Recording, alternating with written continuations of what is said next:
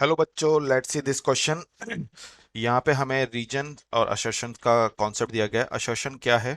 A body can have acceleration even if its velocity is zero at a given instant of time, and reason is a body is momentarily at rest when it reverses it direction of motion. यहाँ हम options देखें।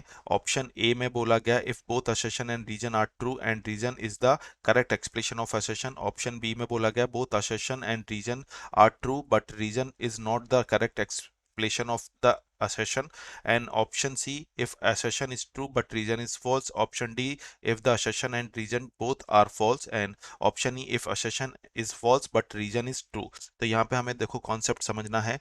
assertion में बोला गया है a body can have acceleration even if its velocity is zero at a given instant of time। तो देखो when body going to vertically upward, कोई बॉडी जब वर्टिकली अपवर्ड जाती है, reaches at the highest point और किसी highest point पर पहुंचती है, then it is momentarily at rest, क्योंकि वो वहां जाके थोड़े से टाइम के लिए रुकती है बट मोमेंटरीली वो रुकती है।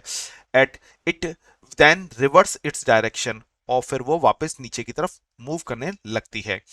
At the highest point of motion its velocity, जहां पे हमने बोला कि हाईएस्ट पॉइंट है वहां पे वेलोसिटी कैसी रहेगी? Zero, but its acceleration is equal to, जो एक्सीलरेशन है ये किसके बराबर रहेगा? ग्रेविटी एक्सीलरेशन के बराबर रहेगा। यानी मैं ए इक्वल टू जी लिख सकता हूं।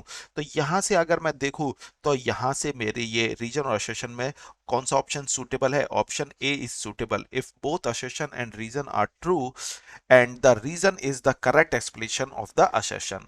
ठीक है, तो best of luck for answer A. So final answer is option A. Best of luck.